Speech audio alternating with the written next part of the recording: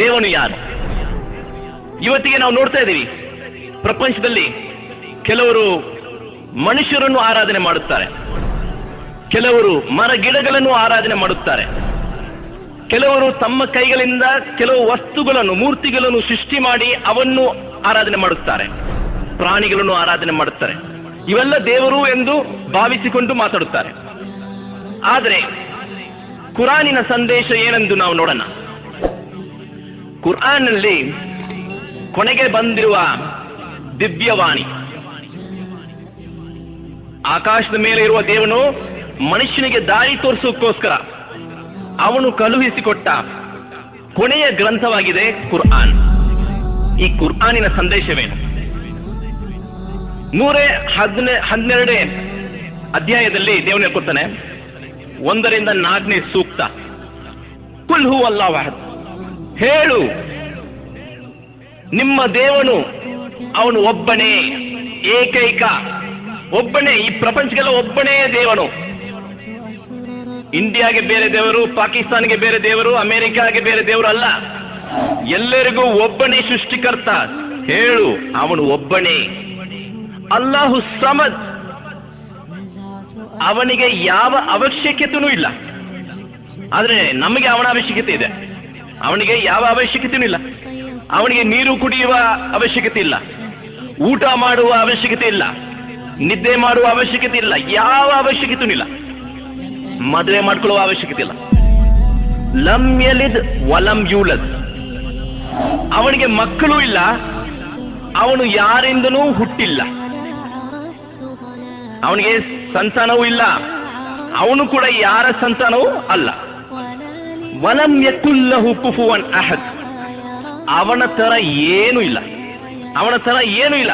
ಈ ಪ್ರಪಂಚದಲ್ಲಿ ನೀವು ಯಾರನ್ನು ಬೇಕು ನೋಡ್ಬೋದು, ಒಬ್ಬರ ತರ ಒಬ್ರು ಇರ್ಬೋದು, ಒಂದು ಪ್ರಾಣಿ ತರ ಇನ್ನೊಂದು ಪ್ರಾಣಿ ಇರ್ಬೋದು, ಒಂದು ವಸ್ತು ತರ ಇನ್ನೊಂದು ವಸ್ತು ಇರ್ಬೋದು. ಆದ್ರೆ ದೇವನ ಬಗ್ಗೆ ಮಾತಾಡುವಾಗ ಅವನ ತರ ಯಾರೂ ಇಲ್ಲ. ಆದ್ದರಿಂದ ಮುಸ್ಲಿಂ ಆಗಿರುವ ನಾವು ಆ ದೇವನನ್ನು ಬಿಟ್ಟು ಬೇರೆ ಯಾರನ್ನೂ ಆರಾಧನೆ ಮಾಡೋದಿಲ್ಲ, ಮರ ಗಿಡಗಳನ್ನು ಆರಾಧನೆ ಮಾಡೋದಿಲ್ಲ. ಇವತ್ತಿಗೆ ನಾವು ನೋಡ್ತಾ ಇದೀವಲ್ಲ, ಮನುಷ್ಯನ ಕಾಲಿಗೆ ಬೀಳುತ್ತಾನೆ, ಮನುಷ್ಯ ಹತ್ರ ಹೋಗಿ ಬೇಡ್ಕೊಳ್ತಾನೆ, ಮನುಷ್ಯನ ಹತ್ರ ಹೋಗಿ ನನಗೆ ಮಗು ಬೇಕು, ನನಗೆ ಆಸ್ತಿ ಬೇಕು, ಸಂಪತ್ತು ಬೇಕು ಅಂತ ಹೋಗಿ ಕೇಳ್ಕೊಳ್ತಾನೆ. ಆದರೆ ಇಸ್ಲಾಂ ಧರ್ಮ ಏನ್ ಹೇಳ್ಕೊಳ್ತಂದ್ರೆ, ನೀವು ನಿಮ್ಮನ್ನ ಸೃಷ್ಟಿ ಮಾಡಿದ ಸೃಷ್ಟಿಕರ್ತನ ಹತ್ರ ಮಾತ್ರ ನಿಮ್ಮ ಬೇಕಾಗಿದ್ದ ಎಲ್ಲವನ್ನು ನೀವು ಕೇಳ್ಕೊಳ್ಳಿ. ಕುರಾನ್ ನಲ್ಲಿ ದೇವನು ಹೇಳ್ಕೊಳ್ತಾನೆ, ಸರ್ವ ಸ್ತುತಿ ಆ ದೇವನಿಗೆ, ಅಲ್ಹಮ್ದುಲಿಲ್ಲಾಹಿ ರಬ್ಬಿಲ್ ಆಲಮೀನ್, ಆ ಪ್ರಭುವಿಗೆ, ಸಕಲ ಜೀವಿಗಳನ್ನು ಎಲ್ಲವನ್ನು ಸೃಷ್ಟಿ ಮಾಡಿದ ಸೃಷ್ಟಿಕರ್ತನಿಗೆ. ಅರ್ ರಹ್ಮಾನ್ ರಹೀಂ, ಪರಮ ದಯಾಳನು, ಕರುಣಾನಿಧಿಯು ಆತನು. ಮಾಲಿಕಿ ಯೌಮಿದ್ದೀನ್, ನಿರ್ಣಾಯಕ ದಿನದ ಅಧಿಪತಿ ಆತನು.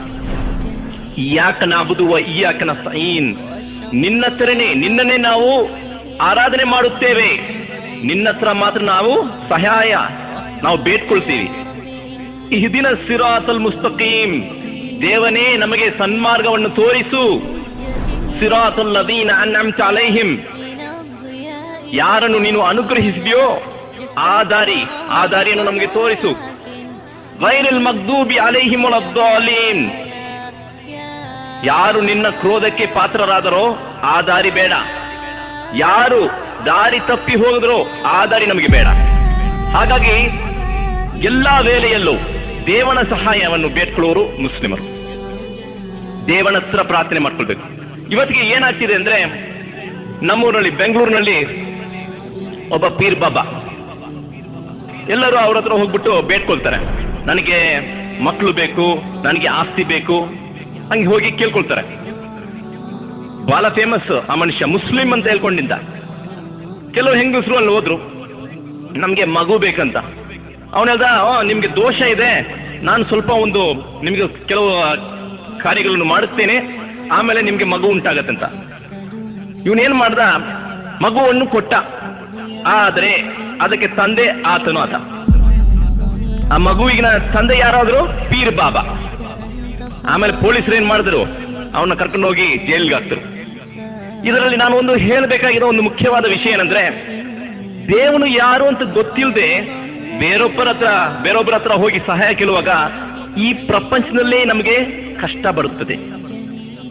ದೇವನು ಎಷ್ಟು ಕ್ಲೋಸ್ ಆಗಿದ್ದಾನೆ ಅಂದ್ರೆ, ಇವಾಗ ಬಹಳ ಕ್ಲೋಸ್ ಆಗಿದ್ದಾನೆ, ಆಕಾಶದ ಮೇಲೆ ಇದ್ದಾನೆ, ಆದ್ರೆ ನಮ್ಮ ಮಾತನ್ನು ಕೇಳುವನಾಗಿದ್ದಾನೆ. ನಾವು ಏನೇ ಬೇಡ್ಕೊಂಡ್ರು ಅದನ್ನ ಪೂರ್ತಿ ಮಾಡಕ್ಕೆ ಅವನು ತಯಾರಾಗಿದ್ದಾನೆ. ಆದ್ರೆ ಕೇಳೋರು ಎಷ್ಟು ಬಹಳ ಕಡಿಮೆ. ಕುರಾನ್ ನಲ್ಲಿ ದೇವನು ಹೇಳ್ಕೊಳ್ತಾನೆ, ಲೈಸ ಕಮಿಸ್ಲಿಹಿ ಶೈಯುನ್ ವಹುವ ಸಮೀಉಲ್ ಬಸೀರ್. ಅವನ ತರ ಯಾರೂ ಇಲ್ಲ, ಅವನು ಎಲ್ಲವನ್ನು ಕೇಳುವನು, ಎಲ್ಲವನ್ನು ನೋಡುವನು. ಈ ಭಾವನೆ, ಈ ಫೀಲಿಂಗ್, ಈ ವಿಶ್ವಾಸ ನಮಗೆ ಬಂದ್ಬಿಟ್ರೆ ನಮ್ಮ ರಾಜಕೀಯರು ಕೂಡ ಬಹಳ ಕೇರ್ಫುಲ್ ಆಗಿರ್ತಾರೆ.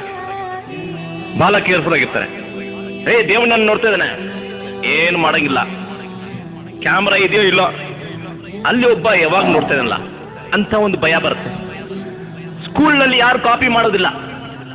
ದೇವನಿದಾನಪ್ಪ, ನೀನು ಇವಾಗ ಏನೋ ಕಾಪಿ ಮಾಡ್ಬೋದು, ಆದ್ರೆ ದೇವನ ಹತ್ರ ನಾನು ಎಲ್ಲ ಒಂದು ಆನ್ಸರ್ ಮಾಡಬೇಕಾಗಿದೆ, ನಾನು ಕಾಪಿ ಮಾಡೋಕ್ಕಾಗಲ್ಲ. ಇನ್ಕಮ್ ಟ್ಯಾಕ್ಸ್, ಸೇಲ್ಸ್ ಟ್ಯಾಕ್ಸ್, ಅಲ್ಲಿ ಇಲ್ಲಿ ಎಲ್ಲಾ ಕಡೆ ಭ್ರಷ್ಟಾಚಾರ, ಹಗರಣ, ಇದೆಲ್ಲ ಅವಾಯ್ಡ್ ಮಾಡೋಕೆ ಸಾಧ್ಯ ಏನು? ದೇವರ ಭಕ್ತಿ, ದೇವರ ನಂಬಿಕೆ. ದೇವರ ಮೇಲೆ ನಂಬಿಕೆ ಇದ್ರೆ, ಅವನ ಮೇಲೆ ಭಯ ಇದ್ರೆ, ಒಂದು ರೆಸ್ಪೆಕ್ಟ್ ಇದ್ರೆ, ಮತ್ತೆ ಅವನು ತಪ್ಪು ಕೆಲಸ ಮಾಡಕ್ಕೆ ಭಯ ಪಡುತ್ತಾನೆ. ಈ ತರಹದ ಬೆನಿಫಿಷಿಯಲ್ ಆದ ಕನ್ನಡ ದೀನಿ ವಿಡಿಯೋಸ್ಗಾಗಿ ನೀವು ನಮ್ಮ ಚಾನಲ್ ಕರ್ನಾಟಕ ದಾವಾ ವಿಷನ್ ಸಬ್ಸ್ಕ್ರೈಬ್ ಮಾಡಿ, ಅದರ ರೈಟ್ ಸೈಡಲ್ಲಿರುವ ಬೆಲ್ ಬಟನ್ ಪ್ರೆಸ್ ಮಾಡಿ. ಇದರಲ್ಲಿ ನಿಮಗೆ ಹೊಸ ವಿಡಿಯೋ ಅಪ್ಲೋಡ್ ಮಾಡಿದ ನೋಟಿಫಿಕೇಶನ್ ಸಿಗುತ್ತದೆ. ಮತ್ತು ಈ ವಿಡಿಯೋ ಆದಷ್ಟು ಜನರಿಗೆ ಶೇರ್ ಮಾಡಿ. وتنهل من ربى الخير ترى ما زلت تذكرها وتذكر روعة الذكر فيهدي القلب ألحانا شذاها يفوح بالصدر ويصفو العلم راقراقا ويسقي دوحة العمر فيمحو الكون ظلمته وتشرق بسمة الفجر.